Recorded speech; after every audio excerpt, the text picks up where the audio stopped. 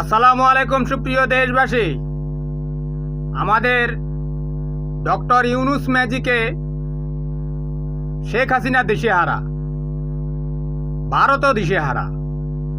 এর কারণ হচ্ছে ভারত আমাদের মিস্টার ইউনুস সাহেবকে গণবিপ্লবের মাধ্যমে যে ক্ষমতায় এসেছিল স্বীকৃতি দেয়নি। তাতে কি যায় আসে? কিন্তু ভারতের এখন কাপড় নষ্ট হয়ে গেছে, কারণ ইউনুস সাহেব চীনে গিয়ে অনেকগুলো চুক্তি করে এসেছেন। চীনের সাথে বাংলাদেশের বন্ধুত্বপূর্ণ সম্পর্ক আরও গভীর হয়েছে। এ মাসে পাকিস্তানের পররাষ্ট্রমন্ত্রী ঢাকায় আসছেন। এখন ভারত বাধ্য হয়েছে ডক্টর ইউনুস সাহেবের সাথে বৈঠকে বসতে। এই ছাড়া তার কোনো উপায় নেই, কারণ চারিদিকেই ভারতের শত্রু। ভারত সবাইকে শত্রু বানিয়ে